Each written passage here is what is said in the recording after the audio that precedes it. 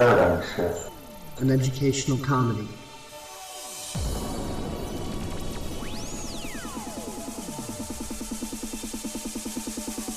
It's not a cause, not a movement. It's not a social group you can slap a label onto.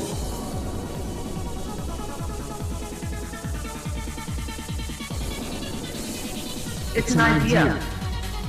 It's an intention. It's an intuition. A mindset in which reality can be explored. It's a genuine expression, Discernment. critical thinking, and imagination. To look inward upon ourselves. To better understand the external world around us. And yes, Few egos are bound to be bruised. With our silly, zany, politically incorrect, George Carlin Gilbert style of going about things. real and raw honesty. Which invites you to be to the fullest.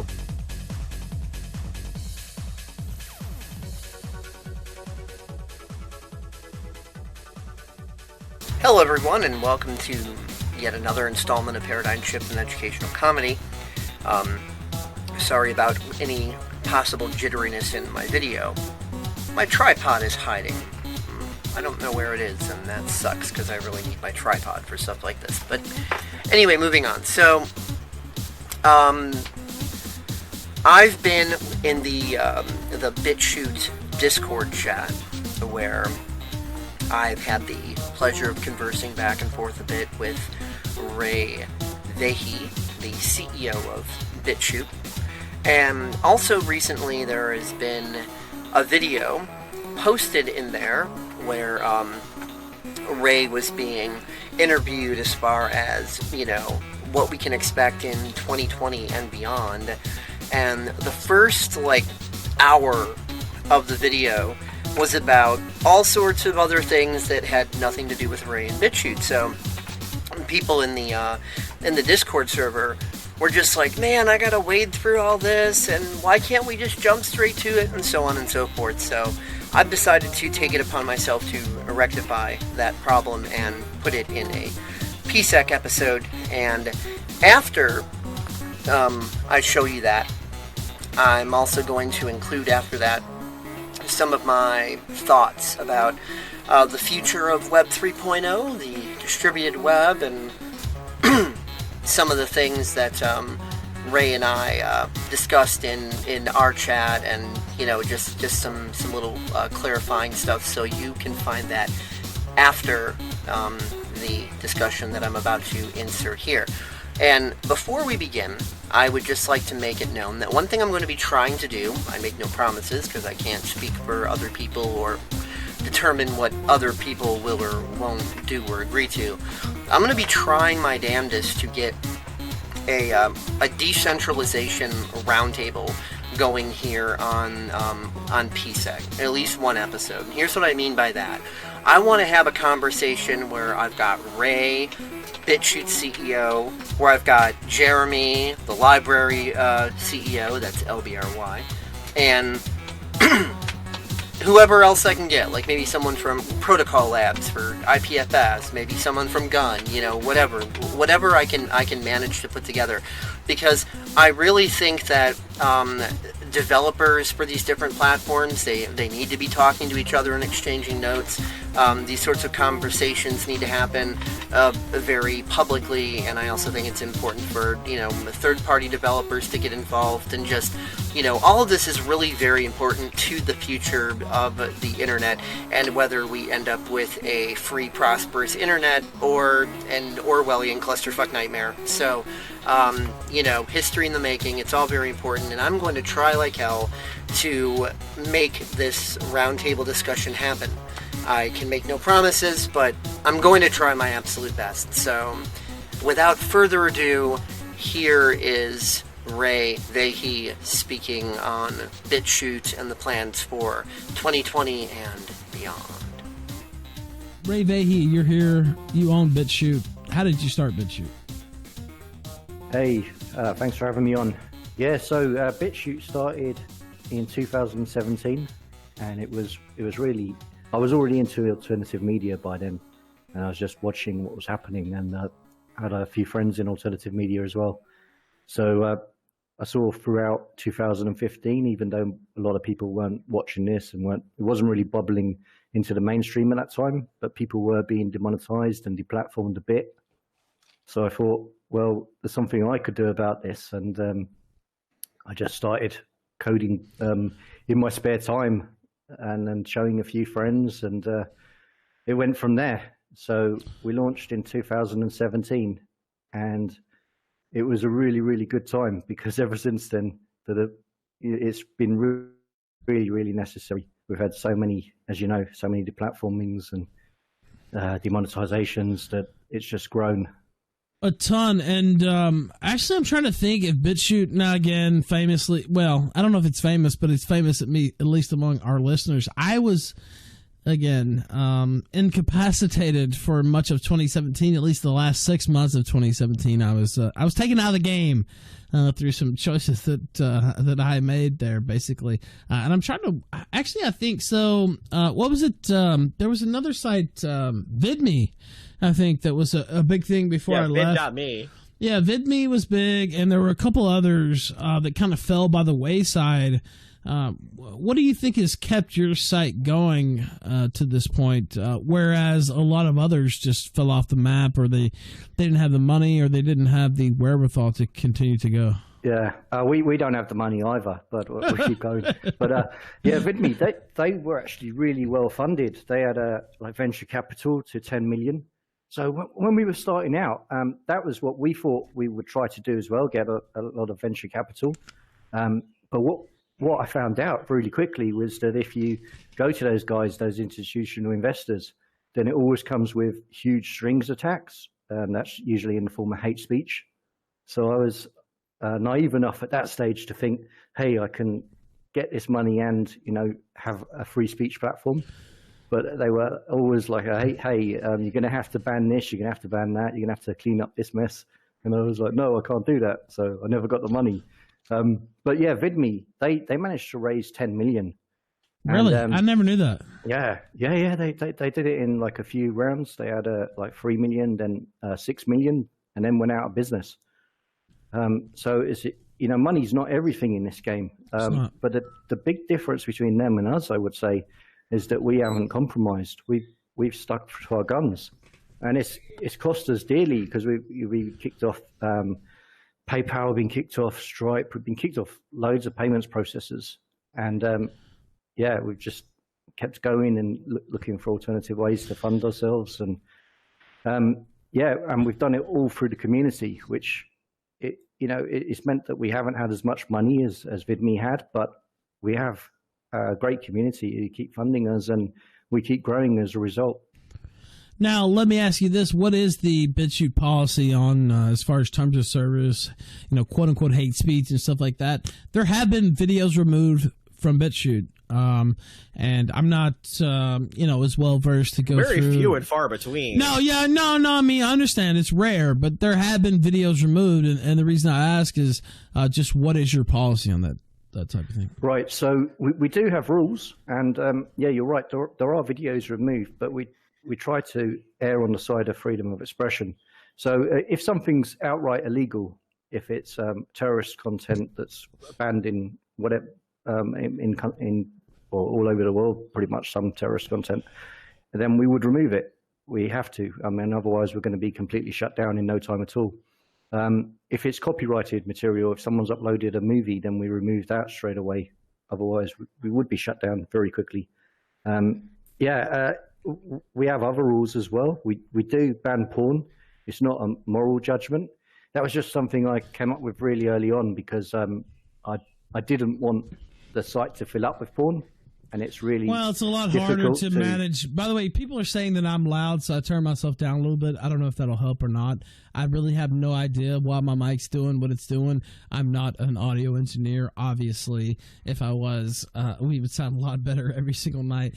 So I turn myself down. But yeah, I mean, there is an issue with, it's great. I love freedom of speech. I think you should be able to post what you want as long as you're not threatening people or, exploiting children and the obvious things that you can't do. But it's a problem if you allow your site to become a porn site. It starts going into another category where you have to you have to treat it a different way, basically.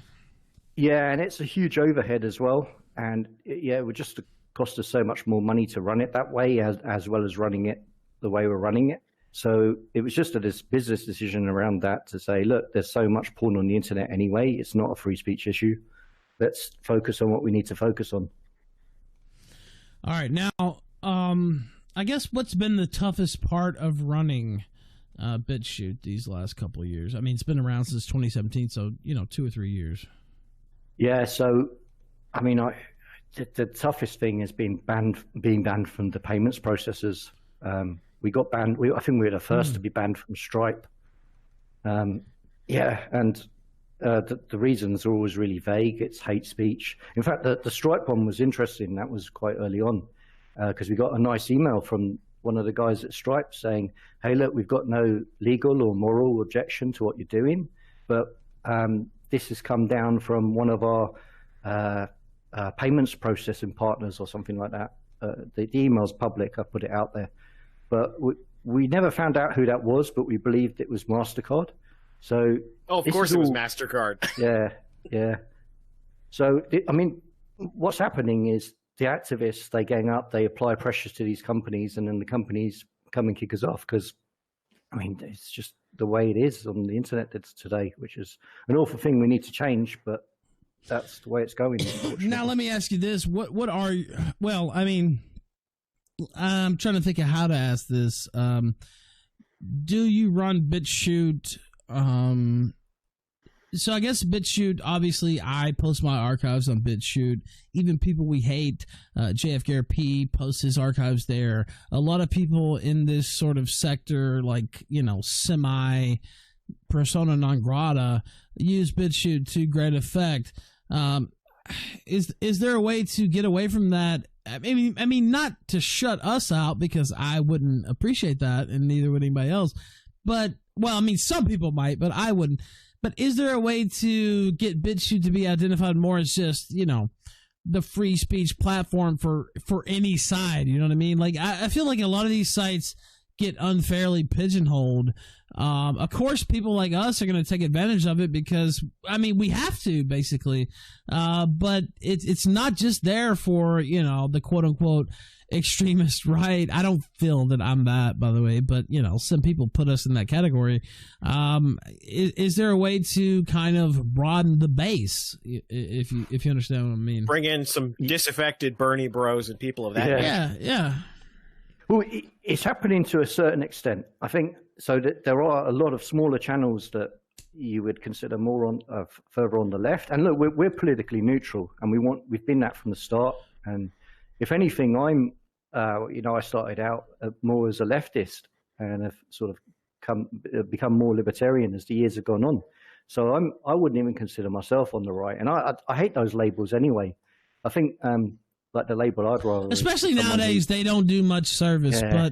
But I mean, it is a thing. Like, so I think of Gab, I think of some of these other.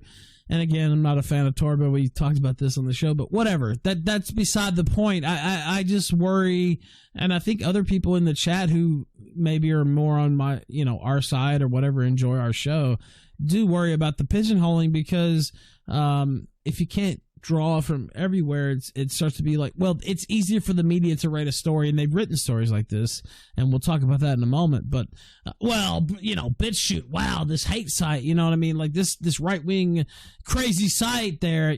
I mean, you understand what I'm saying, right? Right. Yeah, I mean, one of the ways to solve this is just by growing. The more we grow, the more diverse the content is naturally just getting, because people are seeing, right, there's channels now getting hundreds of thousands, millions, many tens of millions views, and people are looking at it and thinking, wow, maybe I need to be on there. But also, now that we've got a bit more money, we're going to start an outreach program and just like try to get more people onto the site from all different backgrounds. And I think like some of the larger channels, and I've noticed this in this space, you could correct me if I'm wrong, but a lot of the people on the left, far left, they don't really want to engage with people from other backgrounds. Yeah, it's very true. But I think what might happen is that new people coming up might realize that's their in to this. So, that they'll think, well, there's a whole space here that they can get into, and, we'll be promoting people who are perhaps smaller, below the people who are most famous right now on the left. And I think they will grow as a result. And hopefully we can have an effect on the entire space that way. Because I think it's good to have balance. I do too, and I've said something similar. Look, I have my certain points of view. I wouldn't put them in line with necessarily, like the right or the left. I'll take a little bit from everywhere. Now, I did, growing up, and I mean, it's out there. I'm not going to, sugarcoat it. I used to be a leftist myself. And the reason I'm not now is because one of the reasons is because they ditched their, free speech ideal. And that was one of the main reasons I was a leftist in the first place. And so I don't respect that. But, just the other day I published an editorial, yesterday actually, I believe, on TheRalphRetort.com from a Bernie Sanders supporter. I don't have a problem with that. As a matter of fact, I like that. I like people disagreeing. I like people who you wouldn't expect TheRalphRetort.com to publish an editorial like that, perhaps. But I'm in favor of that sort of thing. And you mentioned that BitChute, because it has this is not an insult, by the way, it has a smaller base than YouTube or something like that you could actually come on there if you were a leftist, especially a leftist who's not, well-known, Destiny or Vouch or somebody like that, and kind of get a base started if you were willing to go into that arena, to use a Amy Klobuchar term. Right. I'm glad you said that about why you were a leftist, because it was the same for me. I was anti-war and pro-free speech, and I'm still anti-war and pro-free speech. Right. So it's not, I don't feel like I've changed all that much, but it's sort of, the attitude has changed.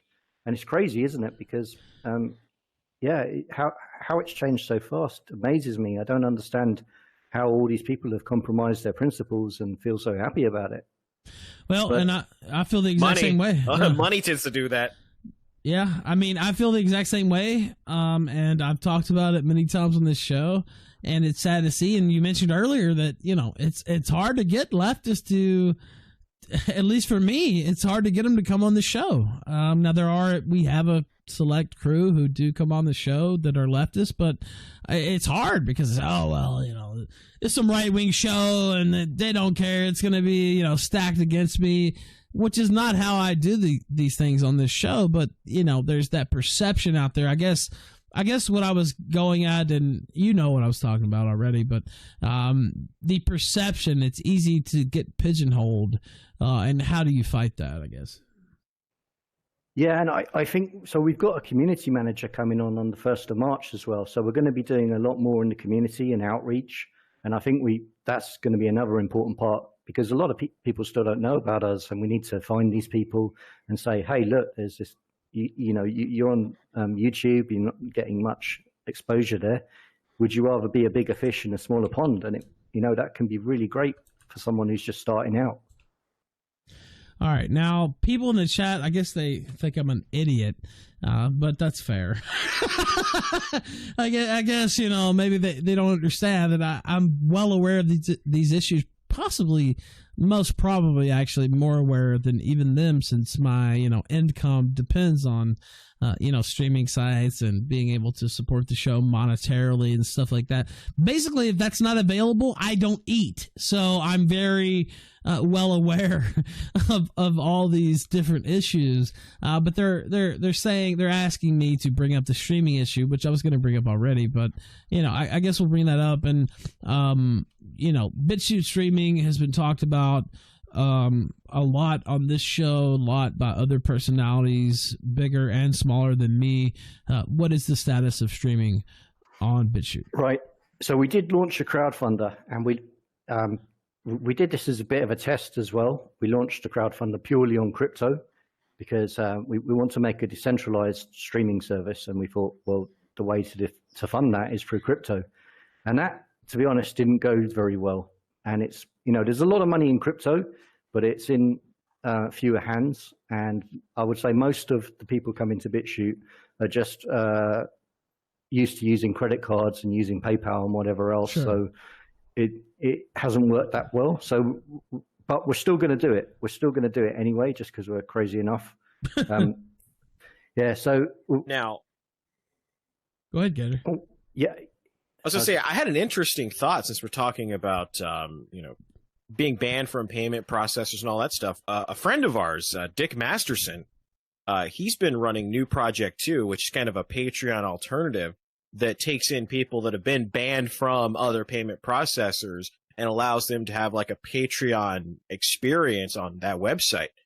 I just had this thought. I was like, why don't you get in touch with Dick Masterson and see if you can set up BitChute on New Project 2, and you can maybe do like the crowdfunding that way too.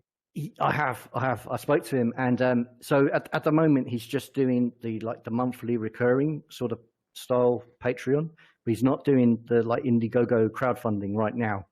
So in the future, if he does that, then that would be an excellent way to do it. But I asked him already, and he's not ready to do that quite yet.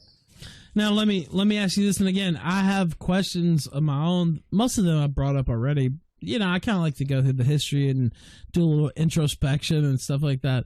But I have questions that people have submitted me, including our producer here, Brian Stelter, the original Brian Stelter, here in the chat, and Josh from Kiwi Farms, who owns Kiwi Farms. And I will ask those questions. But what's the status on live streaming on BitChute, because people are going to get on my ass if I don't ask about that, and what's the date, stuff like that. We get so many questions about this, and we're just going to do it, and we're going to try and get it ready for at least a few people for the election season, and then expand it out later. So I know like people want to be on for Super Tuesday, which is like March, just coming up very soon. It is. We may even have like a very skeleton thing up for that if all goes to plan. But yeah, it's going to be very much get this out the door, get a few people on it. You could be on there as well if you want, and then expand it afterwards. So to begin with, it might not be as fully featured as something like DLive, but it'll be functional, it'll be working. People will be able to listen to the stream, and then just grow it through the year. But I'm well aware that there's an urgency here, because I think going into the 2020 election, people are just going to be banned left, right, and center. I think there's multiple reasons for this. I think you're competing with the mainstream media. They don't like that, and you're competing too well. And I think also there's a whole power element about it. You guys are just your own businesses. You just do whatever you want, which is what is uncontrollable. So you can support who you want for whatever reasons, and I think that's fantastic. But a lot of people don't. Now, let me ask you this. This is important. People are going to call it shekel grabbing or whatever the fuck you want to call it. But so DLive, we've had issues here or there. We're pretty settled in with DLive now, where, I know the rules and I know what they're going to let me get away with and what they're not going to let me get away with. But one of the good things about DLive, I don't know how they do it. I don't know how it's continuing to go, but they have a payment mechanism for creators here on the site where you're able to donate live to streamers, and that money actually goes directly to their bank account. Is there going to be a mechanism for that on DLive? BitChute. BitChute, yeah. So, one of the big difference between DLive and us, I think what they're doing is still great, by the way. But what happened when we got banned from PayPal? It seemed to be related to InfoWars, and InfoWars. They got Alex Jones got banned from everything at that time, just about everything, and we refused to ban him, and that was when we lost our PayPal and we lost a few other things as well. But yeah, we just stood firm on that, and it was huge pressure. DLive didn't. They removed InfoWars. They did. And they've kept their payments processors. So it's a really tough call, isn't it? Do you want payments or do you want freedom of expression? It is kind of and it's always changing too. That's the thing. Like I don't know that everybody realizes, but it could be InfoWars one day. It could be the Killstream the next. It could be, you know what I mean? Like it's not something. And what you give on it, you've given it away, right? And then you've made it clear that you're going to make those types of decisions. And obviously, I think InfoWars should be allowed here on DLive. I don't run DLive though, so it is what it is. But yeah, I mean that's a very fair point. And we have a question about InfoWars from our producer, and we're gonna ask that in a moment. But before we do, speaking of money and shekels, I'll read these. S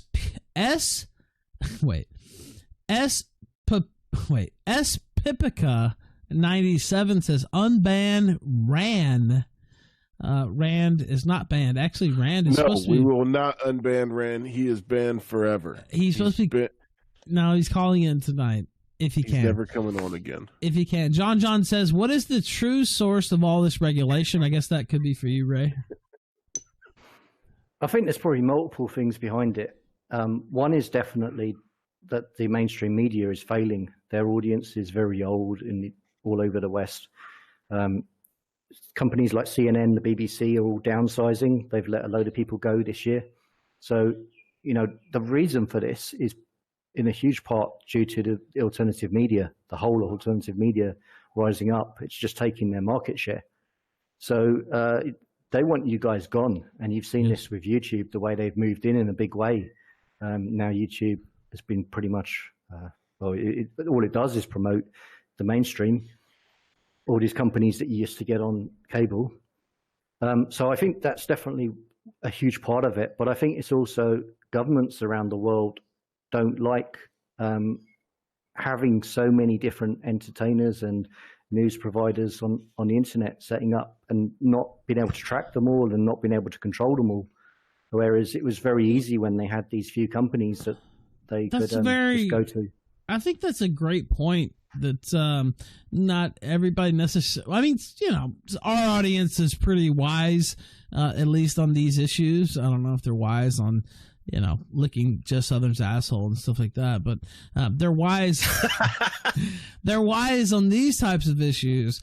And I think that's something people don't necessarily always think about, that, there's the FCC, there's all these, entities that actually control the broadcast media that have, can slap these people down, can, put regulations on them that can say, oh, you can't show that. Sorry, pay us, all this money for a fine and stuff like that. Whereas, this internet live streaming game is the Wild Wild West to a certain extent. Like, if DLive would let us show whatever we wanted to show, there's no telling.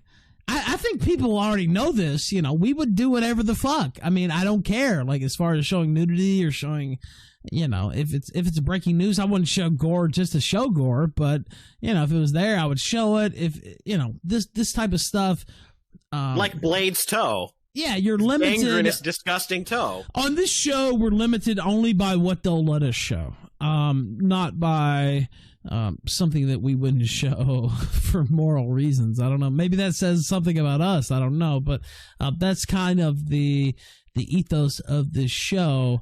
And people, rich people, governments, people who could be threatened by this type of imagery don't like that.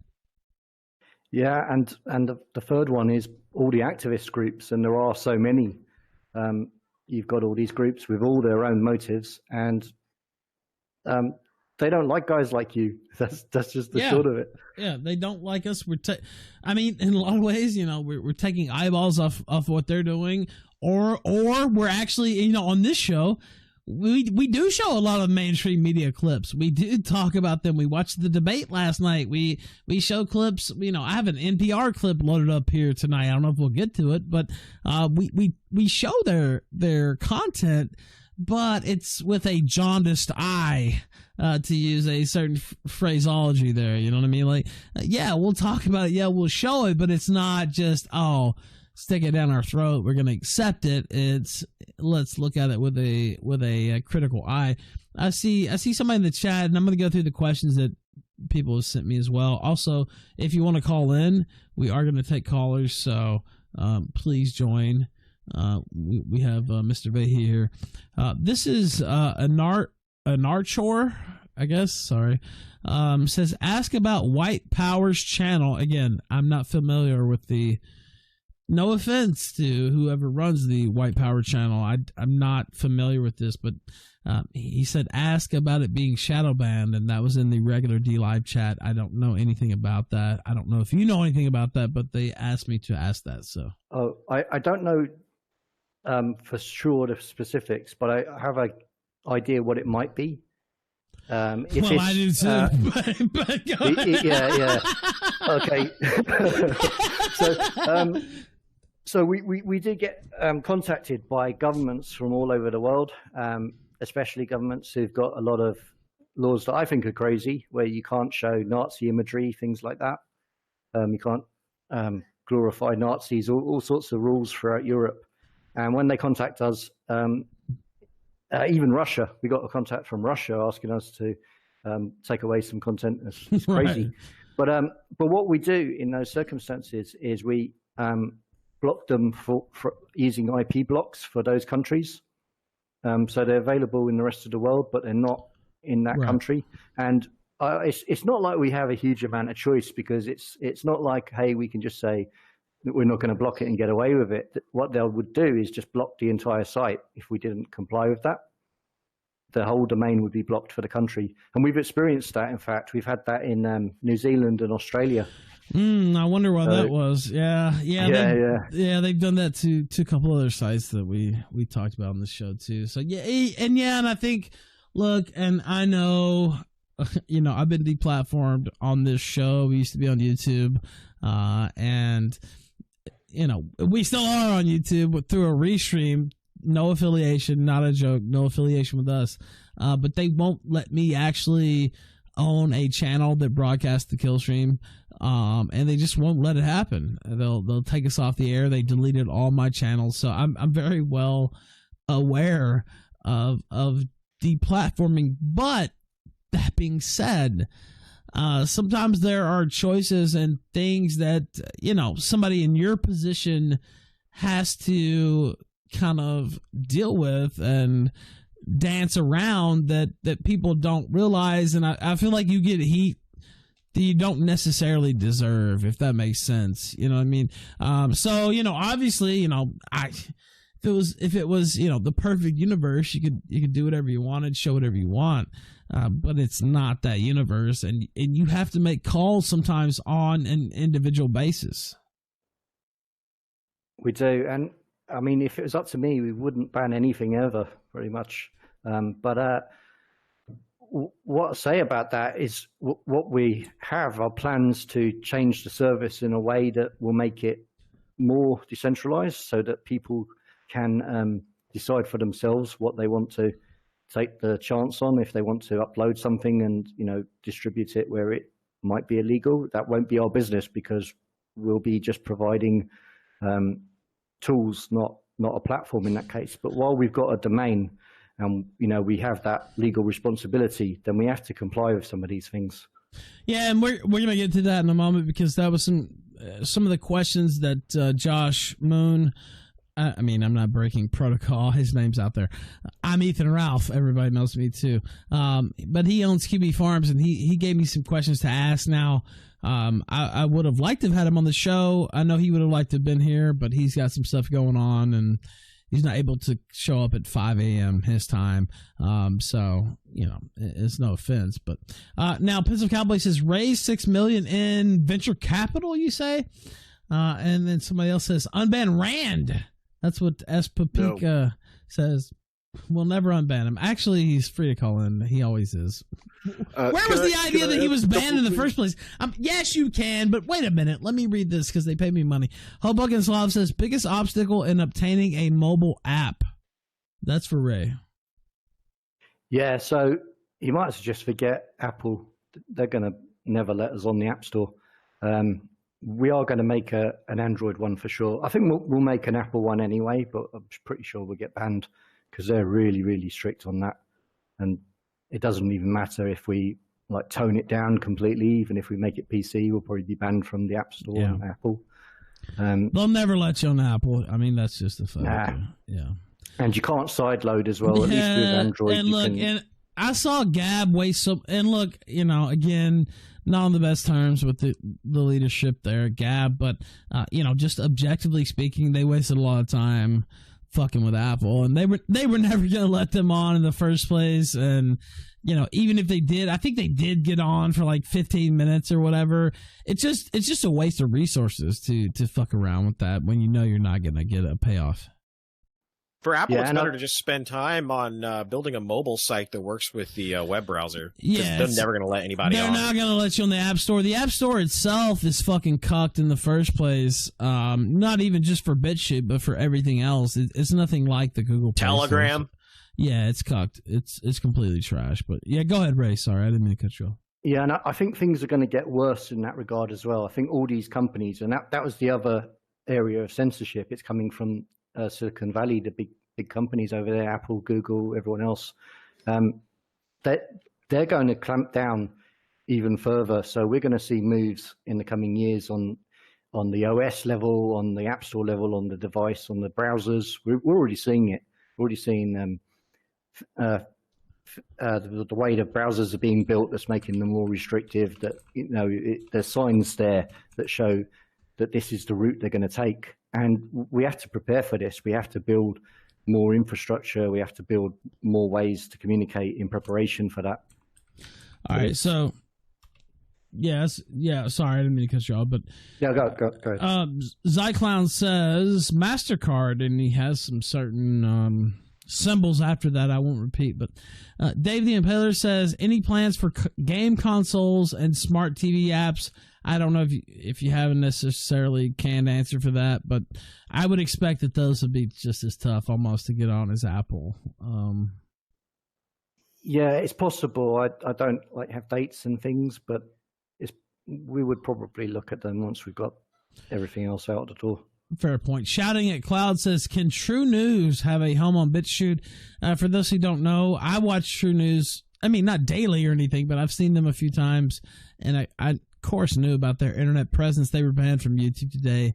Do they have a home on BitChute? I'm pretty sure they do. I think they've already got an account. I think they're already there. Yeah, I was going to say, that's what I thought too. So, I mean, provided they don't start showing it's True News headlines on BitChute. Yeah, I was going to say, I thought they were there. I mean, provided they don't start showing hardcore pornography, I think they'll be all right. A Spicy One says, I've seen this question before, by the way. Spicy One says, why is the search function so garbage on BitChute? Yeah, it is. We're working on that. We're working on that. Can you explain, though, from the technical side, like why that's not as easy as people might think? Like, just fix it. You know what I mean? What people don't know about us, and we do tell people this, but people don't seem to believe it. We were like 2 people for the longest time, and it's only really recently that we're expanding. So we're like tiny, even compared to other alt tech in terms of staffing. And we're community funded, so we just basically do what we can afford and grow as fast as we can. But yeah, we want to do everything, but we do as much as we can. But technically, we just need to put more time into it. We know what we need to do, and we've already started improving it actually, but it just takes time, it takes money, and it takes human resources. Yeah, and I think, look, and I've had a frustration or two, with uploading files. What's so funny is, I'll tell my little story about BitChute. So, what we do is there are mirror sites, of course, on YouTube. There's actually replays here on dlab.tv/TheRalphRetort that you can go back and watch the show. But I like BitChute because it's just like official, full replay. No frills, you just click on it, have the full replay of the show. And so I love having that backstop, and that's kind of our official at least for the video goes, for the audio, it's the podcast, obviously. But for the video, like the official replay site for us is BitChute. Now, there is issues as far as uploading large files onto BitChute. And I'll tell this story publicly. I think I've said it before, but a lot of times you've actually went in and fixed uploads for me that would not work otherwise because they got hung up. I really can't tell you the technical reasons why, but they got hung up and they didn't work. And I'd say, hey, can you help me? And you would help me, and it would fix. Actually, there was a replay last week that you fixed without me even asking you. But the really funny part of this is it's because the files are so big is why they get hung up. And I'm a retard. I just never thought this whole time. I really have no idea why. I knew that you could make these files smaller, but it just never popped into my brain. So the last 3 or 4 archives I've sent over to Gator. He has FFmpeg, which I could have, but I'm just don't feel like installing it. I probably will over the weekend, but and he's made the file smaller, like a gigabyte, a little bit around that area, and they've uploaded with no problem.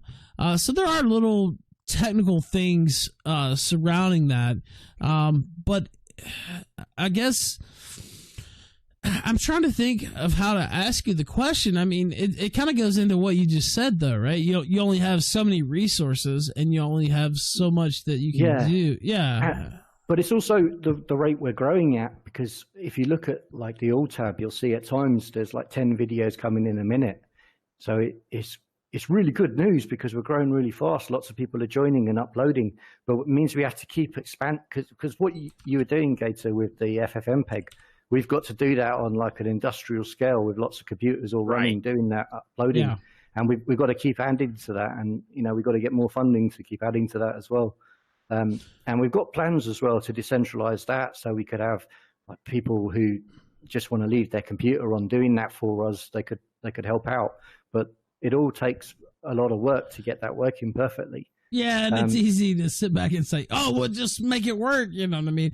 It's a little bit more complicated than that. Also, I see Zweeble making fun of me in chat for not having FFmpeg. I will guarantee you that 90% of the people in this chat cannot set up FFmpeg, period. And it's not that complicated, but there are a lot of steps to make that motherfucker work, and it is not as easy as you're saying in there, Weeble. And I love you, and you supported the show, but you're full of shit. Anyway, go ahead, Ray. Sorry.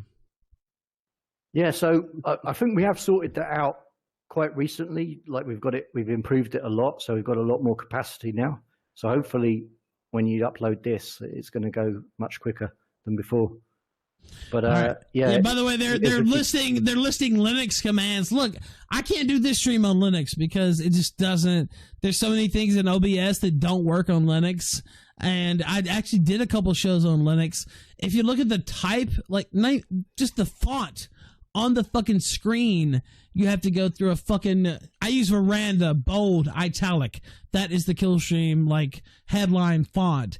And that is a pain in the ass to even get that to work on Linux. And so, you know what I mean? And I'm not an internet wizard, a computer wizard.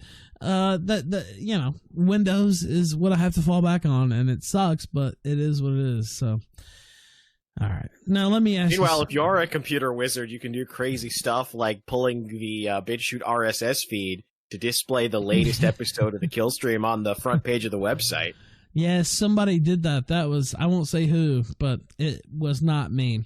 Also, yeah, no. I mean, honestly, I see people in chat making fun of me, but, that's the reality. So it is what it is. Now, I'm going to ask you these questions that I didn't have myself. I think I've asked all those, and there are some callers. We're going to take callers. I'll have to link again.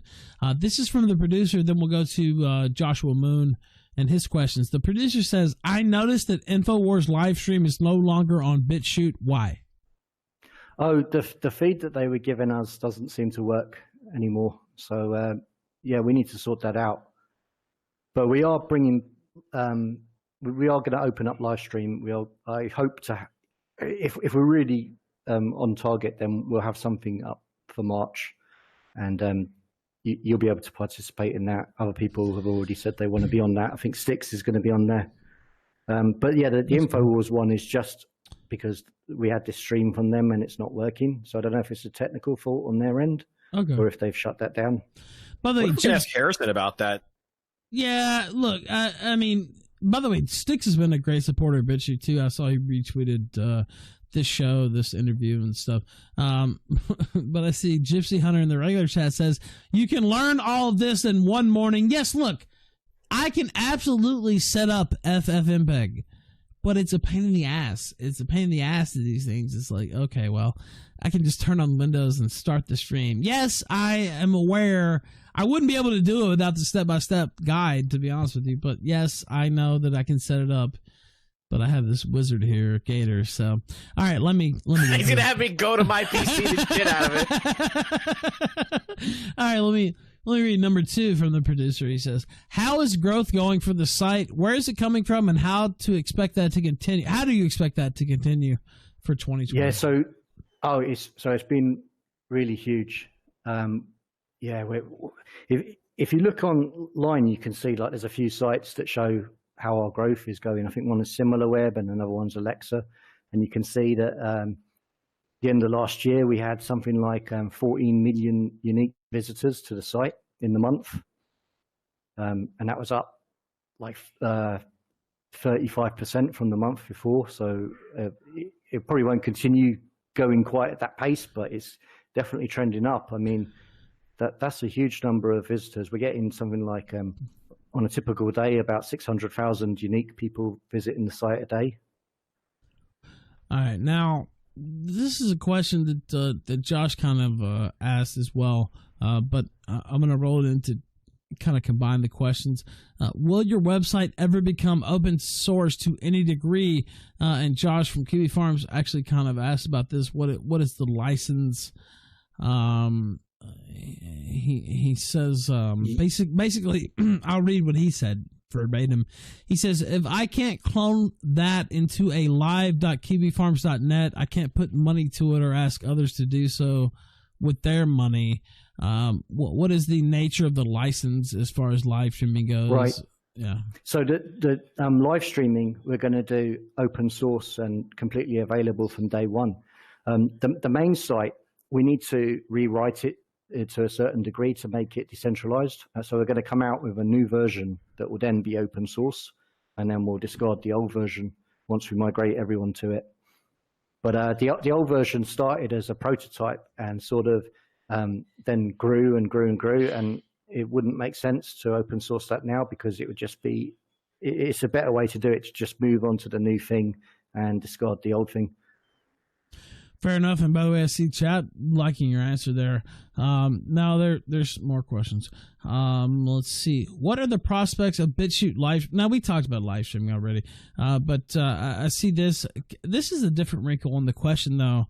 And we talked about Entropy yesterday. They're launching live streaming as well. Would you consider working with other people, or is it going to be a BitChute type exclusive thing? Which, I mean, I would understand either way, but I think that is a fair question. Yeah, well, it's decentralized, so it's going to be there for everyone to use, and they can do whatever they want with it. It's open source. But yeah, I have reached out to the Entropy people. I need to get in contact with them. They reached out to me, and we've just been missing each other recently. But I've got their Skype details and need to have a call with them and see if there is something we could do.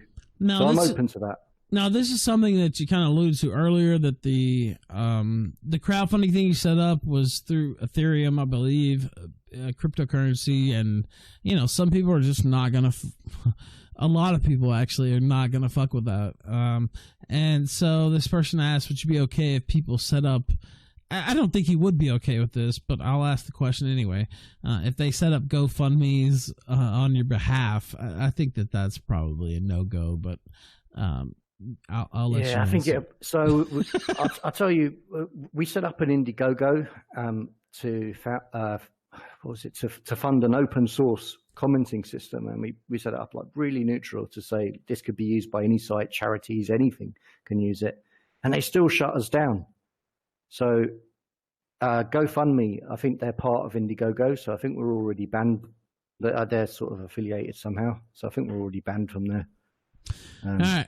Now, there's a few more questions from Josh. He owns Kiwi Farms. He said, this is rude, but I'll ask it anyway. Why should anyone trust an Englishman? That was his question there. It's a good point. Technically, I'm an Irishman. That's where my family's from. So, yeah, I've got an English accent because I grew up in England. Now, but I guess the more substantial part of that question is, and more specifically, why should anyone trust a company based out of the UK? And I don't know your LLC and where it's registered or whatever, but he might know more than me. Yeah. Yeah, so it is based out of the UK, and we have to watch that. But for the moment, we were really worried about the European laws that are coming in, the copyright directive, because that's going to really mess up any company that's based in Europe. But because of Brexit, we don't have to worry about that anymore. The UK has already said they're not going to use any of those laws. For the most part, the UK is not too bad on the legal side of how a company is regulated. But we need to watch it. Have you ever worried about that though? Well, I'm constantly worried about it, and if it came down to it, we would just move. And because we've got no venture capitalists or any corporate big money or anything like that, we can just move. It's just us. Now I hear. Sorry, go ahead. We could be I've actually got a Delaware LLC on my shelf over there. So, that would be one option. Yeah, just in case. That's actually brilliant. I mean, that's where all the, pretty much every worldwide company or, somebody trying to escape the long arm of the, bullshit regulatory service goes to Delaware. Yeah, so that is key. But there's things going on in the US as well, so I'm also worried about the US. It might not even be the best option when it comes down to it. We might end up. There might be like another option, like Switzerland or somewhere else. But everywhere's got problems, and we're constantly looking at this and thinking, the UK isn't that bad at the moment. We'll see. But it is. It is kind of like, and I alluded to this earlier when people in the chat were like, "Oh, Ralph, Believe me, I'm very well aware of every possibility to stream this fucking program to you every night because my life, I'll live one way or the other, but my livelihood depends on it. So yes, I'm very well aware of Entropy and BitChute and DLive and crawling back on YouTube or all of that. Yes, there's nothing you've thought of that I haven't thought of. Believe me. And there's a reason for that because, that's my job. Mega Meme says, Ralph, encode archive video with stacks rip H.65. I'll get right on that. Thank you, sir. Studio IKN says, can Adobe Media Encoder do the job? I wouldn't know, probably, though. Zweeble says, get a Raspberry Pi. Yes, I'll get right on that. Rage Player says, just make the vids play in full screen, Ralph. I'll fix that, definitely. Now, I'm looking through, I think that we've asked you most of the key questions, but before I take callers and then we wrap up, Frederick Brennan, who used to go by the name of Hot Wheels, who actually founded 8chan, I think it's 8kun now, 8kun.top, 8kun.top. He had some criticisms of your service, that it wasn't really peer-to-peer. He came on this program. He debated with Black Pigeon Speaks. What do you have to say to the things that he was saying? Yeah, I was really surprised to get an attack from him, actually, because we get them already from the Daily Dot that he wrote for and other places, but it was a bit disappointing. But he sent us an email, and we were quite straightforward with him. We were saying we're migrating to peer-to-peer at the moment. And I even, on Twitter, sent him, like, here's a link. You can test out the new peer-to-peer. But, he seemed to have a bit of an agenda, I would say, because he totally misrepresented us in the article. Worse than that was, like, dragging the other guys into it. Black Pigeon Speaks and Dave Cullen Computing Forever. I thought that was completely unnecessary, to be honest. But I don't know. I'm not sure why he was doing that, to be honest. But like one of the things in the email he wrote to us, he asked, one of the things we explained in the email, that we're a really small company, that we're community funded, and that's why we, haven't done all the things yet. We haven't fully decentralized yet, and we've never claimed to be fully decentralized, by the way. I told him that as well, even though they put that as the title. One of the things we said was that we are community funded, and that's why our growth, our changes are a bit slower than a venture capital funded company. And then he wrote it up as they're blaming their community for not giving them enough money. And I didn't mean it like that. It was crazy how he twisted the words.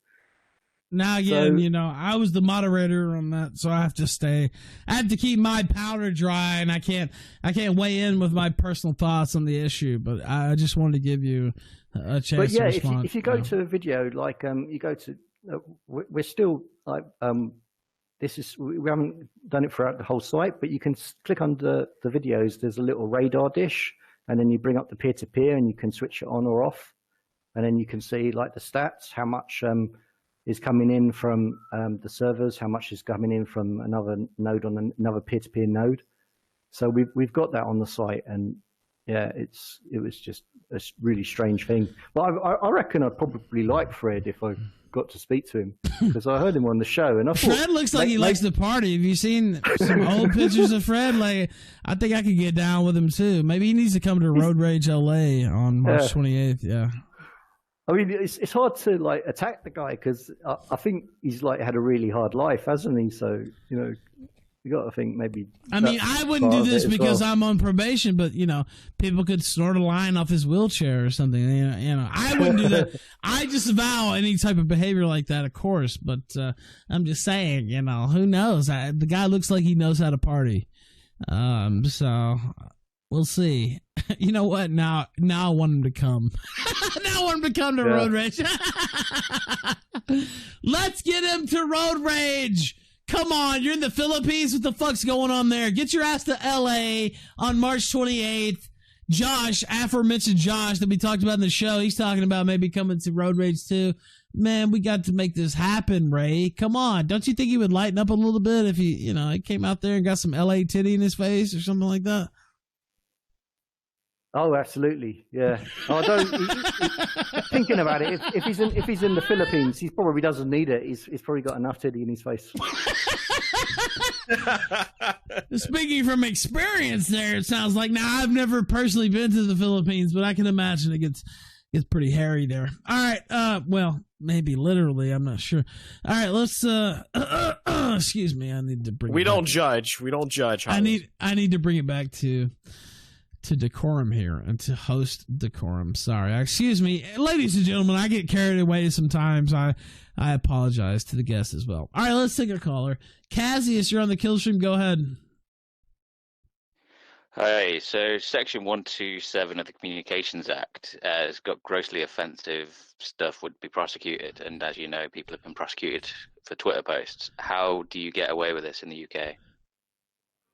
So you sound like you're from the UK, so you don't you don't get away with it. If you post something to YouTube or to BitChute or to anywhere else, and it's determined that it's grossly offensive, then you can be pulled up for that.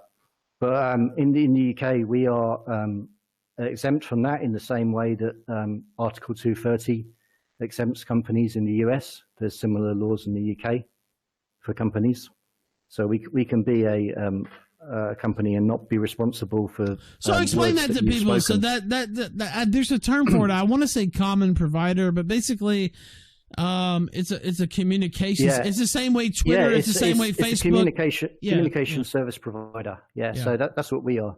And if you say what they determine would be hate speech, then we are not liable for that. Okay. That's cool. Just one more, if you don't mind. You probably don't know if you'd answer this, but I was wondering, how much does it actually cost monthly to run BitChute? Wow. Oh, right. So we put up on our Help Us Grow page that we're aiming to get 30,000 a month, and that's to hire everyone we think we need. And right now we're at about 17,000 a month for that. Okay, but would you accept the rest in Bitcoin? Oh, we accept Bitcoin already. Yeah, we take Bitcoin. We take I everything. saw that, we take but on everything. the live, but on the live stream thing, it didn't have Bitcoin. It was Ethereum, so I didn't donate. Oh, sorry. Yeah. So we were just, because we wanted to build the whole live thing as a decentralized platform from day one and use Ethereum. Then we thought, right, let's do the donations in Ethereum. Is the reason you picked Ethereum because of the fluctuation of it? It's a more steady. I don't study cryptocurrency, so I can't tell you.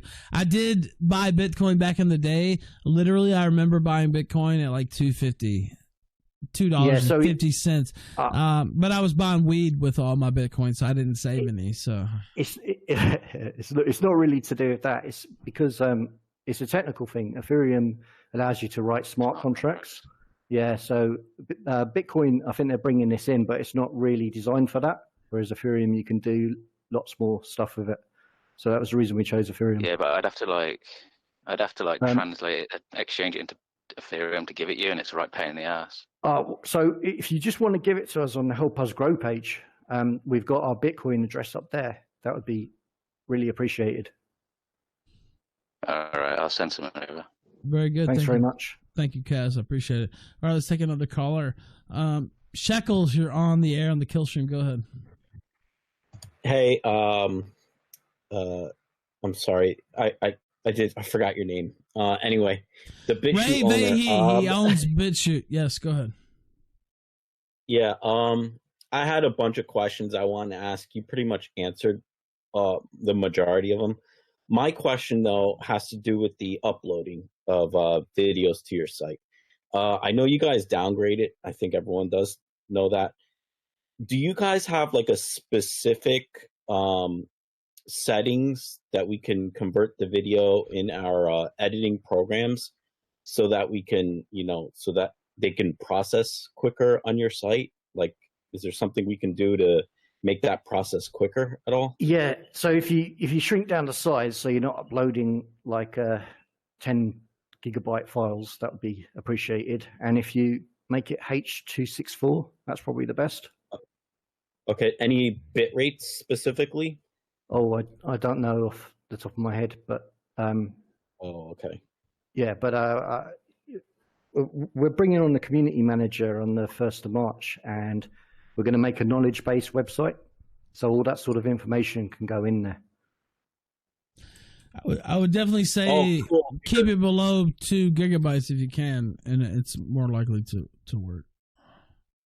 Okay, that helps a lot, because I was looking for like some sort of knowledge base or FAQ with that information, and I did not see that on your site. I even tried Googling it, and even looking on YouTube for anyone that has, the correct settings, and that's not available anywhere, which like it's if you want an answer now, then you could probably do the same as YouTube recommend, because it'll be the same in bitrate. Gotcha. Very good, sir. Thank you very much, and I'm really thankful for you coming on the Killstream, and Ralph, great show. Thank you very much, guys. Thank you, man. This is a little more. I won't necessarily call it big brained, but this is a little more in depth than we've done, at least recently, the last few weeks. And I really think I love BitChute. So I've said that publicly. Yeah, I mean, look, there is an issue or two here or there as far as uploading stuff goes, but there's really no other platform that allows for those type of huge uploads, I guess, besides DLive. And we broadcast live here on DLive every night. I think BitChute is pretty much invaluable in this landscape, and I want to see it succeed. I want to see it not just succeed but thrive. That's what I want. And the reason I asked Mr. Vahey here on the show was to kind of promote BitChute, also let people ask their questions and get criticisms or whatever things they might have as far as the BitChute service goes, letting it out there. You don't have the head of YouTube on here answering questions like that, though. You don't have the head of Daily Motion or all these other sites on here answering questions like that. And I think a hat can be tipped just for you being here, as the caller mentioned. So, all right, let's take another caller. Speaking of callers, Sedan, you're on the Killstream. Go ahead. All right, bear with me. I'm a little sick, but I just wanted to hit you with the JQ, the gym question. I seem to recall that he did a certain video about making sausages that the BitChute Twitter account responded to. Was that you? It responded to in what way? Saying that like no one should watch this video. Oh And yeah, I don't know. It's kind of funny. Now the sausage video you're talking about. Look, I'm going to be honest with you. I didn't watch the video because I already had been tipped off, and I'd seen this footage before in the first place. Basically showing how do we describe this gator in a politically correct way? I guess transgender transition surgeries or what have you. Is that what you're speaking of, sir? Me, yeah, exactly. I didn't quite make it through that video either. I didn't make it through all the way either, but I did. I do know the one you're up. talking I'm gonna about. be real. No offense, I love Medicare. Obviously, people have actually made jokes and memes about how much I suck him off here on the show, but I did not watch that video. Period. Because I actually I saw you initially drop that video, and I pulled it up. I didn't know what it was about, right? I just pulled it up, and I had it going on my 65-inch TV, and I was like, nope, not going to watch that. Yeah, I'm good. I mean, I understand what he was doing there, but yeah, I'm good. The other thing that Jim said he was going to do was that he wanted to do like a Deviants After Dark and go over all the crazy fan art and stuff that people draw, and just go hog wild with it and show all the explicit images and stuff. Now I know that he said there's a no porn policy. Would that just not fly on BitChute? Oh, so like I said, it's not a moral objection to porn, and we've been thinking about like, do we need some sort of like exceptions to this, more exceptions for things that are, I don't know, like making a free speech point, but are porn, and maybe we do. So we'll have to have a think about that. Because do you understand what I mean? Yeah. If something, it's a business decision. We just don't want like masses and masses of porn, and we especially don't want child porn. But if things are making a free speech point, then I think we could make it. And let's do that. Let's make it fly from that perspective. Yeah, I feel what you're saying. Like, I mean, and especially that video and those type of topics. I mean, these are the things that are actually happening. These are medical procedures versus, I want to show some Latina maid getting pounded up the ass or whatever. You know what I mean? Like, those are two different things. But once you dabble into that area, then you have to start making policy, and it's a different type of animal. Is that what you're saying? I don't know. I'm interpreting, but it is more difficult. And then you've got all the copyright claims that will come in because people will upload lots of stuff that they don't own, and all these sites will claim it. And you've also got the child porn angle as well. You have to sort of have people checking very carefully to make sure that the girl or the boy isn't underage, that sort of thing. And there's lots of complications that we don't want to get involved in because it would be a huge overhead. Well, it's a whole different box of worms, whatever. Bottle of fish, barrel of fish, whatever the fuck. All right, thank you, caller. I appreciate you calling in. All right, yeah, thanks for answering the question. Thank you as well for calling in. Randbot, go ahead. Rand, are you? Rand. Oh, hello. Hello. There we go. Yeah, sorry, it's always a bit like that when it's on the mobile. How you doing, everybody? I'm doing great. Everybody else is doing fucking fantastic. What's your question? Oh, well, well, first of all, I wanted to address, why am I banned? You're not. That's what I don't understand. But I must be. I have to be. Look, you helped co-host like what 2 or 3 shows this week, and you're in the chat. Like, I really don't understand where that's coming from, but whatever. Anyway, go ahead. Yeah. Well, so a lot of a good chunk of what my original question was going to be, which I borrowed off someone else who said they might not be able to call in today, was addressed. But so specifically when streaming starts, there's going to be spicy content, because I remember the old days of DLive and that sort of thing. So they're sort of like 24-hour streams that just repeat Oswald Mosley's best hits and that sort of thing. You mean your own streams? And, That's what you're talking about? Yeah. Well, no, mine has the dancing letters. That's a different issue. Go ahead. Yeah. So so this guy's point was, because you're based in England, and you were talking about the various legal protections and obligations that you have there, and considering moving to other places. But when the streaming starts, there's going to be a lot of that sort of thing. And so how do you expect to, what are your expectations in terms of pressure you're going to receive to regulate that type of thing? Because as we know, that there's not just the written law. England's very much demonstrated that it will bend, stretch, or outright ignore its own rules to get people who they want to get. Yeah, so like there's the whole Count Dankula thing in Scotland. I guess you talked about that. I thought that was really, really unfair. But as a company, we're not. So we do have exemptions to this. So we are able in the UK to compete with the US on these sorts of on the same sort of regulation as it currently stands. But you're right. I think I pretty much answered this. If it came down to it, and we had to move, we would. If we thought we couldn't operate in the UK, I don't know if that answered your question.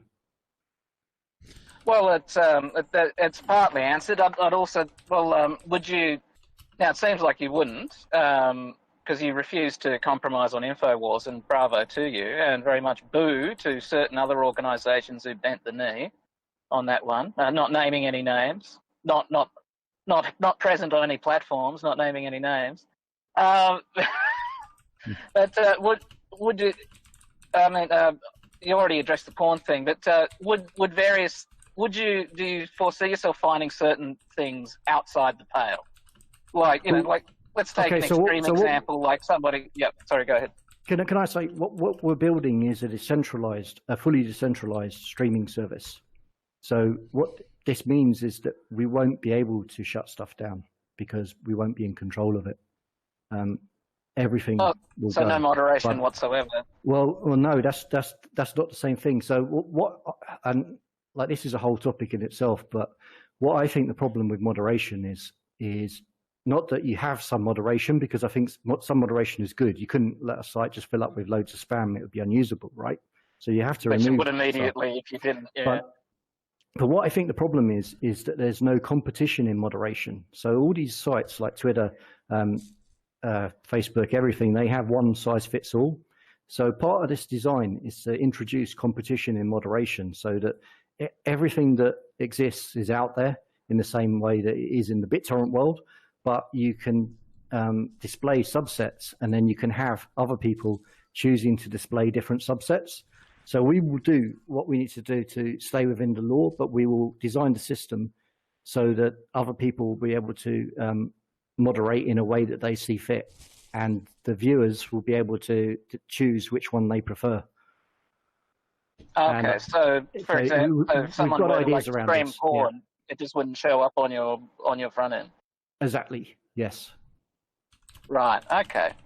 Yeah, that pretty much addresses that one. I'm very glad to hear that. That sounds like a great direction for you to go in. All right, Rand, you got anything else? I do. Now, Jay, you don't need to don't need to give it an affirmative yes or no or anything to this. Like, and you may decide not to. But as you said, you're expanding your number of employees. I would just recommend that. Now, you did mention that you're a libertarian, which I was initially disappointed to hear. Like, oh god, a libertarian. But then I perked up because I realised that that means that BitChute is the single most useful thing ever created by libertarians, by fiat of being the only useful thing that's ever been created by libertarians. But I would, my advice for you when you're expanding your employee base, I would say don't hire a leftist or a homosexual or a Jew, regardless of what they tell you that their personal politics are, Rand, because they will subvert you from within. Thank you, Rand. I appreciate you calling in. Have a good one, sir. I'm just saying. All right, have a good one. I know you are. I think we've got our HR manager there. Yeah, we'll let Rand just let that ruminate on his own. Let that stew. Yeah, I disavow. But Zyclown says, "Oi, bro, does he have a license for that?" Shouting at Cloud says, "Can we have recorded content of indie creators?" I mean, I think that's the backbone of the site now, right? Recorded content from indie creators. I don't feel like that's banned, right? You're an indie creator, aren't you? Yeah, I would consider myself an indie creator, yes. And many other people, Styx. We talked about Styx earlier. He's been a huge supporter. Black Pigeon Speaks has been on this show. He's been a huge supporter. I've done anything I can to support the site myself. Now it's a little different because, most of my created content are live streams, and so, it's archives mostly on my channel. But I think BitChute, as I repeated earlier, pretty much invaluable, especially in this media landscape. So yeah, I love BitChute. So, Shouting at Cloud says, treat porn star like bank account for verification. I really don't know that either, but we'll just let that ruminate as well. There's also these. Let's see. There's also these. Mexi Man and Cheese says, what do you guys think of Floatplane? It's a video hosting service ran by Linus from Linus Tech Tips. He said it's in response to Chinese censorship and the like. I haven't heard many people outside the tech sphere talking about it. I will just go on record and be honest with you. I know nothing about it. I don't know if Ray knows anything about it, but I think I've heard the name, but I haven't looked at it at all. Sorry. Yeah, I really can't. I can't give you anything more than that. I don't know about it. Sounds intriguing, but that's all I can say. Let's see. Filler name. You're on the Killstream. Go ahead. Oh well, we tried, Gator. Villa. We tried, Gator. By the way, I think Bibble died during the middle of the stream. So rest in peace. Bibble returned to his own planet. Press F for Bibble. I was about to say press S. We should never do that. Don't press S. Press F. Don't add him. Don't add Bibble. Don't add him either. Cook of Doom, you're on the Killstream. Go ahead. Scotland forever. Thank you. Trust me, guys. Is that really? If there's anyone that can pull it, no, I've got a couple of things. Okay. If there's anyone that can pull this off, it's Ray. Trust me, the thrift of a Scotsman is legendary. He can pull this off.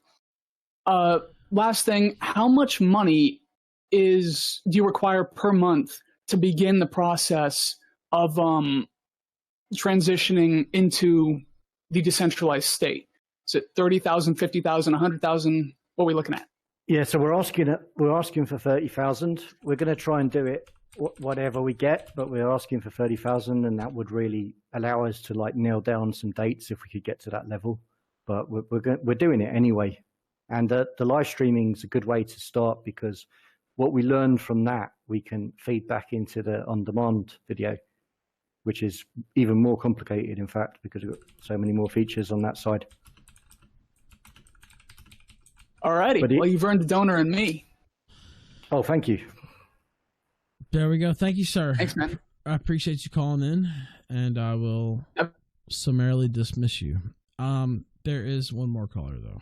Let's bring him in. Ray is sitting here taking all comers. I was kind of surprised that Frederick Brennan didn't call in. By the way, I didn't ban him. I didn't say anything. I didn't message him either and say, hey, this might be something you want to get in on. I just, I kind of thought he might call in, but he just didn't. Yeah, go ahead. He's not banned from BitChute either. If he wants to set up an account there, he's welcome, and we'll promote it as well. Yeah, I kind of thought he might, but he didn't so far. Unless he calls in right at the last moment. If he's listening, call in. I mean, I kind of thought you might, but you didn't. Dank Chum, you weren't the actual last caller, but the last caller vacated, so now you're the last caller. Go ahead. Oh, awesome. Thanks. I was just going to ask if there was going to be a way to turn off video on BitChute. What, like to still have the audio?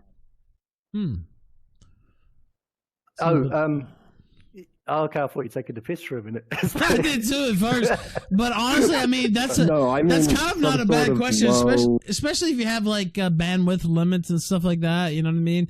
And for our show, I think most of our shows you can listen to just audio. Shout out to the podcast gang. There might be a show here or there where you really want the video, but usually you can listen to it on audio. So I mean, I kind of understand what he's saying. Is that why you're saying that? Is that the type of thing you're talking about? Yeah, I just want something that's lightweight. Yeah. Yeah. So in a recent change, we've introduced and we're extending the amount of channels that have got it as we can. But some channels have got like 240p. So would that be small enough for you? Or maybe we could have an audio only option as well. Yeah, so we've got that now. I use Nvidius for most YouTube mirrors, and I really like the fact that you can just turn off the video and have it only audio, and I was hoping you could do something. I think we can, because on the new way we're doing it, we've got the audio track separate, so we could probably add that. That's probably a good idea.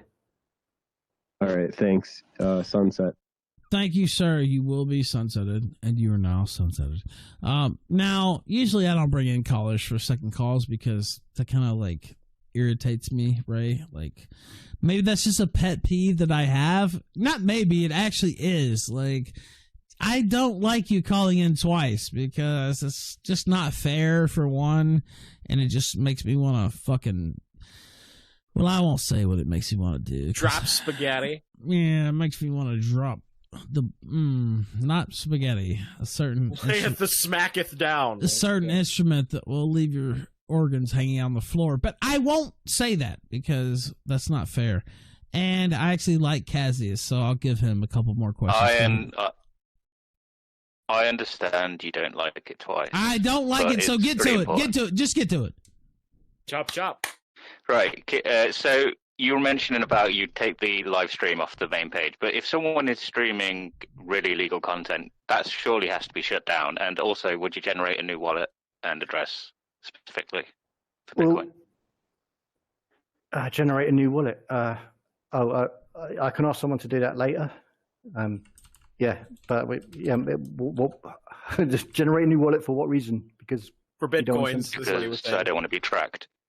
Oh, you don't want to be tracked, but you're always tracked from. Yeah, your but you end. can look. It's You not can use a destination. Tumblr. Look, you can use a Tumblr on your own, and there is no way to actually transfer we can't Bitcoin stop without. people tracking you by generating a new wallet. Literally, if you know anything about Bitcoin, look, I've done my Bitcoin research. Believe me, and there really is no way to fully anonymize, whatever you can call it, make anonymous your Bitcoin contributions. There's Tumblr services. That's about as good as you're going to get.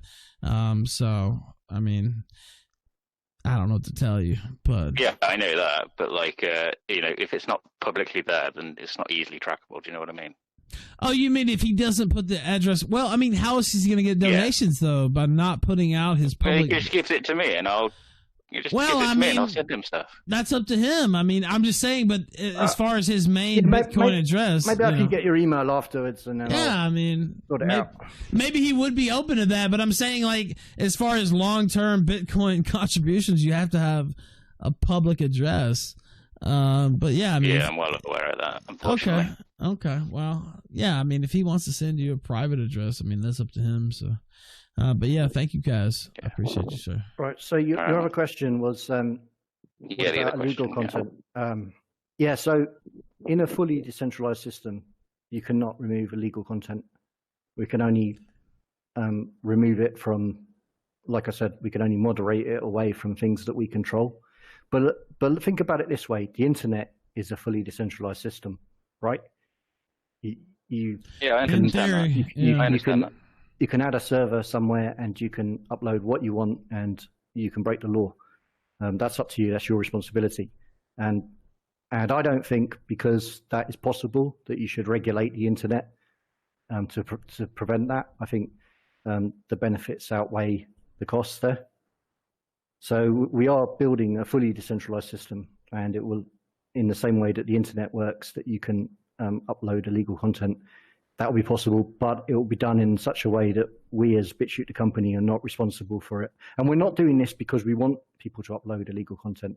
That's just a side effect. It's just the nature of the system that you're doing, right? We want to give people the responsibility, the power, we want this to, we don't want to be the people who are ultimately telling people what they can and can't upload. But if they do something that breaks the law, then that should be their responsibility. It should be, but it's still going to be your servers, right? No, not in a. Not in a peer-to-peer environment. It won't actually. So whose servers are they going to be running it? Everybody's servers. I mean, that's how if you peer-to-peer upload works. something illegal to the Ethereum blockchain, whose servers is that? Yeah, that's what I'm saying. I don't know. Everyone else. Yeah. Well, everybody that's a part of the blockchain. Everyone else is right. So that's a decentralized system. Also, correct me if I'm wrong, but I believe that Brave tokens are Ethereum. So if you guys have Brave tokens that you would be interested in offering up, I believe that the BitChute website, because every time I go to the donate page, it pops up the little Brave token thing. I think you can donate Brave tokens through that. Yes, you can. Yeah, so we've got that on the site, and I'm glad you said I that. really like the Brave design. I think they're doing a great job.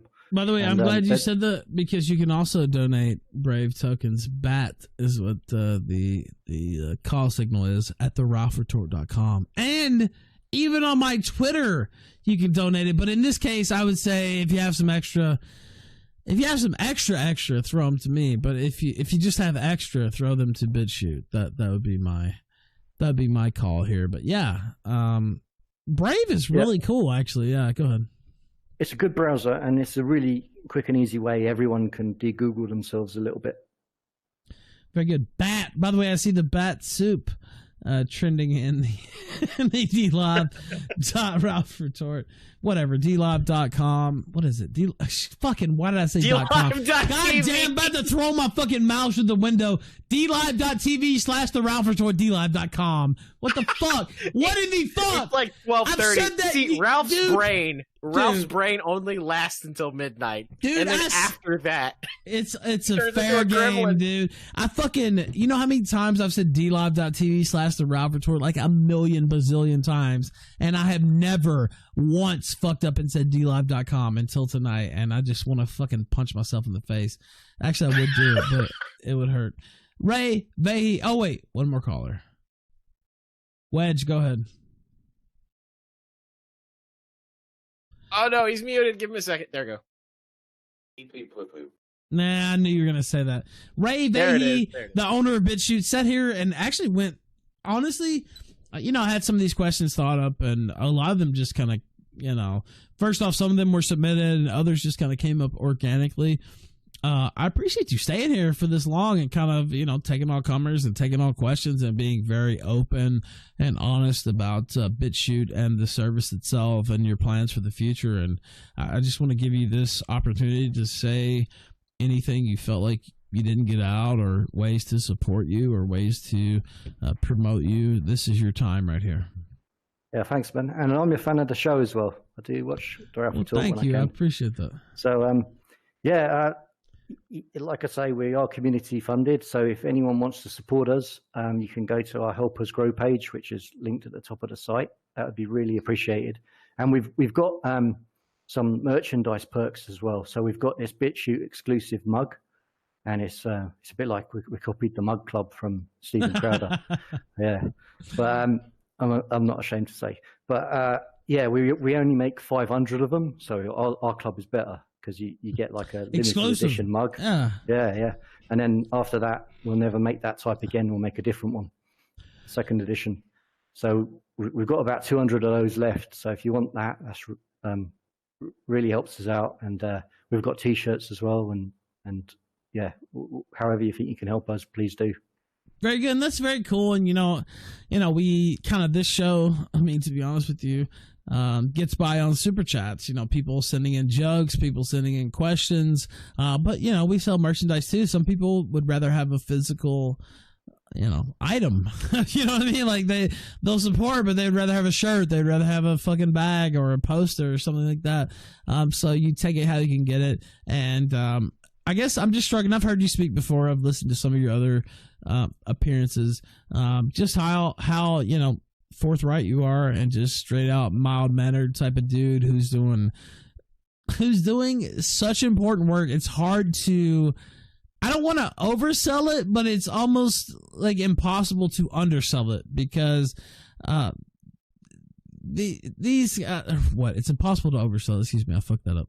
But like the service that you're providing, hosting videos, it's not even a political position. We talked early on in the conversation about leftists being able to upload there as well. All these channels are going to continue to get banned from YouTube, and it's just like you said, we talked about VidMe earlier, with millions and millions of dollars, and it's Ray Vahey here, just with duct tape and donations and any type of support he can get, kind of holding up. BitChute's really fucking important. I don't know. Like, do I need to get loud? Like, this shit's really fucking important that it continues to exist. And so I'm very glad you came on the show. I appreciate it, and I hope we can have you back in the future as BitChute hopefully continues to grow. And it's kind of a linchpin on this part of the internet. So, by the way, somebody said no pressure. No pressure at all. But yeah, it is kind of like that. Like, it's really fucking important, and we make jokes and we talk about all kinds of crazy shit on this show, but BitChute is extremely fucking important. And if you have the means and the opportunity, please support BitChute. Please support everybody that uploads and creates to BitChute, because it is a resource that we're ill-equipped to replace. Well, support BitChute. I won't say support everyone who uploads to BitChute, because I know a few. Well, I mean BitChute in general. Yes, support them by supporting BitChute.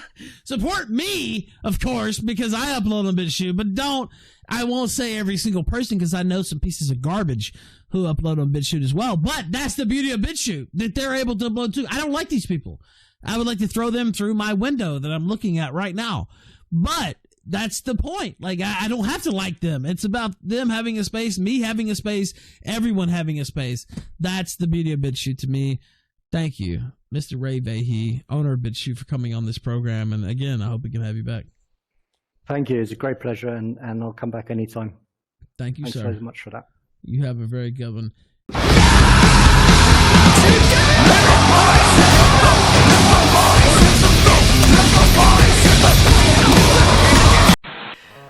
Dave Kelso here with Paradigm Shift and Educational Comedy. I agreed to do a video pertaining to BitChute with focus on the migration to a fully decentralized platform. So I may as well kill two birds with one stone and create this for both. I'm also going to include some highlights from a conversation Ray Vahey and I had on the BitChute Discord server. But please do note that I am only sharing my own perspectives about that conversation, as I do not claim to speak for Ray, I only claim to speak for myself. It was extremely great to see that Ray has made it a priority to move BitChute to a fully decentralized platform, so that is going to be the focus of what I present to you here. I would like to explain in as simple of terms as I can how a centralized platform differs from a fully decentralized platform, and why this technology is extremely important for the survival of freedom on the internet. With a centralized platform, you have a physical server sitting in a room or office somewhere. The server hosts and controls all of the content which resides upon it. This provides both a point of control as well as a point of failure. We see the point of control easily enough with all of the online censorship we've been experiencing. If an extremist zealot company such as YouTube or Facebook feels you have committed wrongthink, you can be deplatformed. They also tend to not follow their own rules and are usually extremely vague about the rules that they do have. As for point of failure, a single server can be attacked and taken down. There is also reduced efficiency. As a service grows and becomes more popular, that server experiences greater loads, which reduces efficiency. We've been seeing these sorts of problems happen with BitChute as they are not yet fully decentralized. With fully decentralized services, there is no server-client relationship. Each peer or node or device on the network has the capabilities for being both client and server in equal measure. Instead of the location for a piece of content being pointed to a single server, the location for a piece of content is pointed to a location on the network.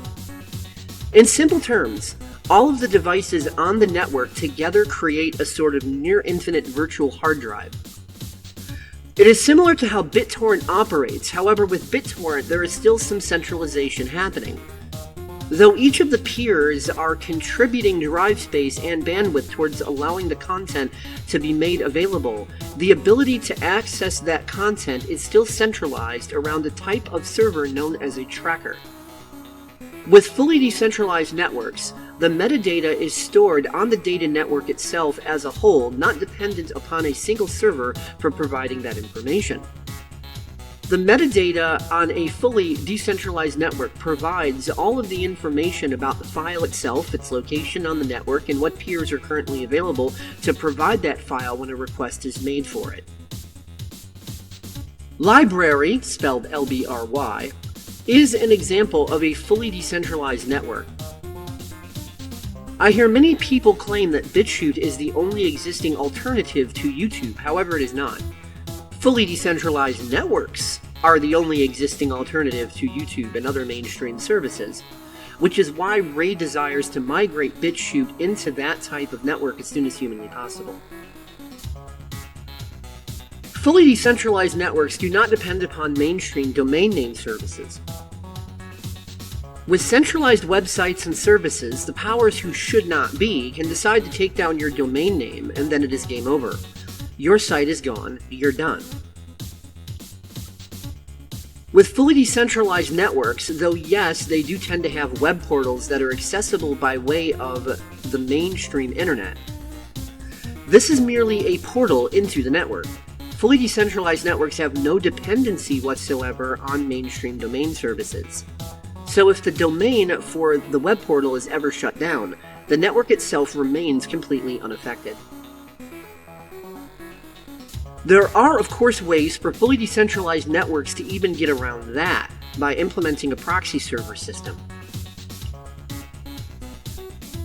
One example of such a system is the Pirate Bay. The Pirate Bay used to be a single BitTorrent site which resided on a server. This presented some obvious problems that they were always waging an uphill battle against. So what they decided to do is create a network of decentralized peers, and each peer runs their own web server, which allows mainstream web access into Pirate Bay. So now those web portals are available at a great many website addresses, and the powers who should not be do not have a way to shut them all down.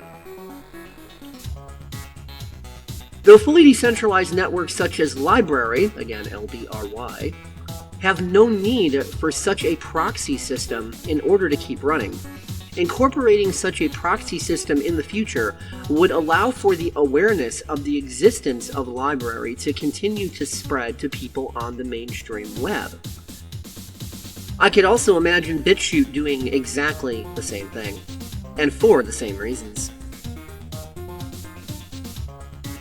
One of the very important aspects to fully decentralized networks is that the protocols have their own syntax, which is not dependent upon anything mainstream. For example, Library has its own, Dat Network has its own, the Safe Network has its own, and so on. Within these structures, as long as a name is not already claimed, you may claim it freely. No yearly fees to domain name providers, no domain names being held hostage. If it is not already taken, you're welcome to claim it. Right now, it is a top priority that all of the protocols for web version 3.0 are able to communicate with each other. Otherwise, you'll end up with lots of different internets coexisting but that don't cross-communicate. That would be a mess. So APIs are needed to allow these different network protocols to be able to exchange information into, out of, and through each other. To paraphrase a popular meme, connect all of the things. Right now, there are 2 APIs that I know of which are designed to do exactly that. I'm not claiming others don't exist, but merely that I only know of 2. The first one being an API known as libp2p. Supported protocols are able to plug into libp2p to make cross-communication happen. So far, libp2p supports IPFS, Tor, I2P, BitTorrent, BitSwap, WebTorrent/WebRTC, and others. Which, by the way, seeing as it supports WebTorrent, WebRTC, BitTorrent, etc., that also means that it should be able to support the DAT network with no problem. And because it also supports IPFS, that means it should also technically be able to support library with no problem, seeing as the 2 protocols are very similar to each other. Anyways, as well as protocols that, for the moment, are used primarily for centralized communications, such as FTP and HTTP. Because, yeah, I mean, we have to support legacy protocols too, so that we can migrate web version 2.0 over to web version 3.0. We don't want to have web version 2.0 and web version 3.0 indefinitely coexisting. You know, we need 2.0 to go away, and for 3.0 to reign supreme. So there definitely has to be a lot of bridges between the two in order to pull Web 2.0 into Web 3.0. Anyway, regardless, each of these different protocols all have their pros and cons, just like anything else. So, libp2p is designed so that data communications are using the most efficient possible configurations of protocols so that things run as quickly and smoothly as possible. The second API is one that Ray himself brought to my attention, and it is called GUN, G-U-N. Though I have no clue what GUN stands for, or if it even is an acronym that stands for anything, it does have components that are acronyms that stand for things, each one with its own purpose. First I'll mention Joy! Oh, Joy! Though I don't think it is an acronym, the reason it is called Joy seems pretty clear to me.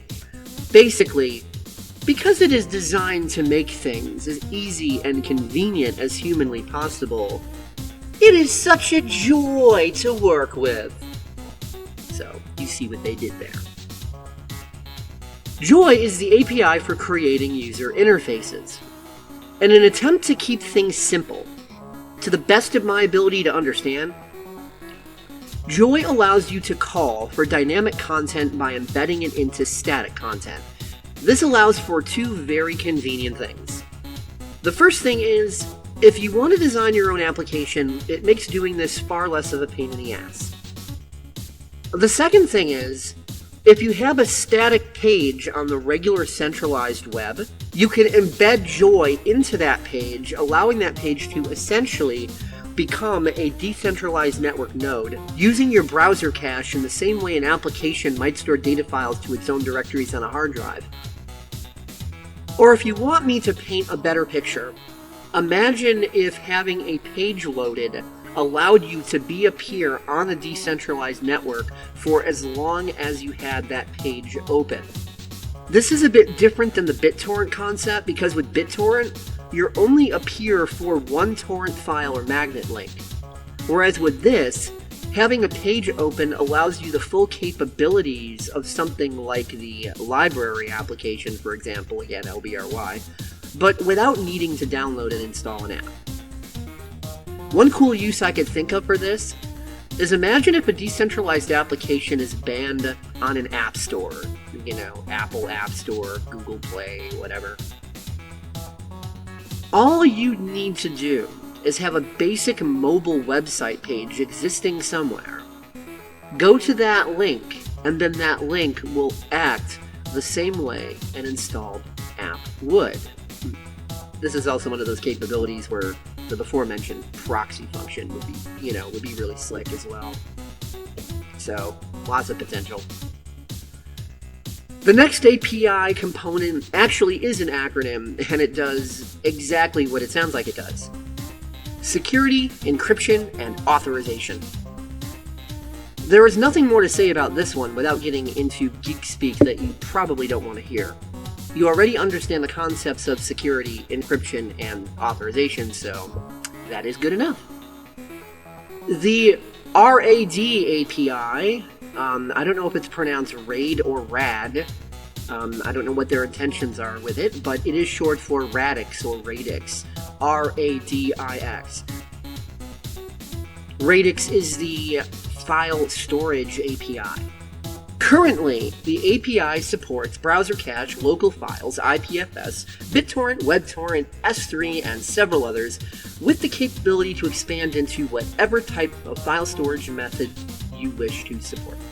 This also allows for the user interface application to be able to cross-platform with as many different types of data networks as you wish, both decentralized and centralized. So for a hypothetical example, if BitChute had its own decentralized application, it could use a variety of different simultaneous data networks to store both content pages and videos. So to imagine what this might look like, let's picture it like this. The BitChute application could store page content and metadata to library, DAT, IPFS, local storage on each BitChute peer, and browser cache storage for people using the application through a web proxy using the Joy capabilities mentioned earlier. While video files themselves could be seated on library, DAT, IPFS, local storage on each BitChute peer, browser cache, the Internet Archive website, Google Drive, and the Pirate Bay, seeing as there is no rule stipulating that uploads to the Pirate Bay absolutely must be pirated content. Legal stuff can go there too if people want to upload that. So as you can see, short of physical force by government at gunpoint, there is no way that content on fully decentralized networks can be removed from the data network. Content can be filtered from being able to display, either by default settings in the application that cannot be changed, or user-defined settings that the user chooses for themselves. So for example, if an application did not wish to allow pirated movies to be shown, they can do that. This does not mean the pirated movie will cease to exist on the data network, nor does it mean that some other application won't be able to allow that content to be accessed.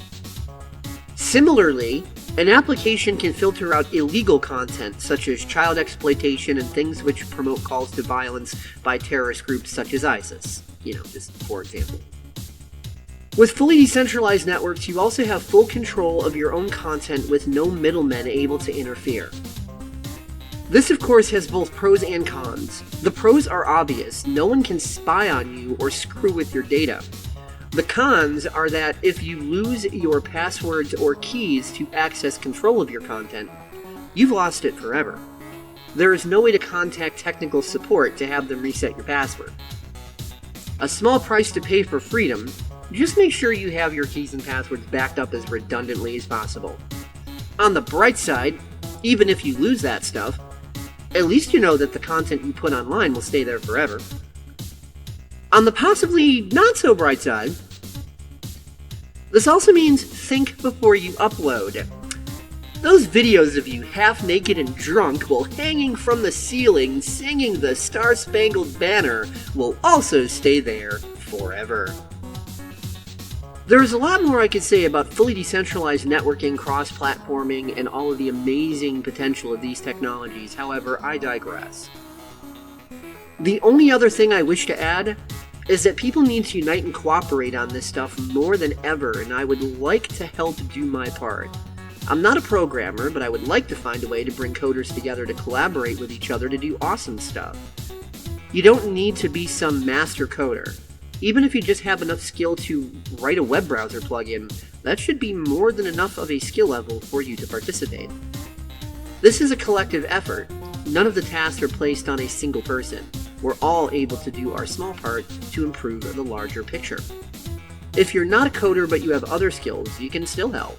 Or, if you really have no technical skill at all, then just take videos about these topics, download them, and re-upload them as mirrored videos to as many different sites as you can. Spread the word. Let's make the internet great again.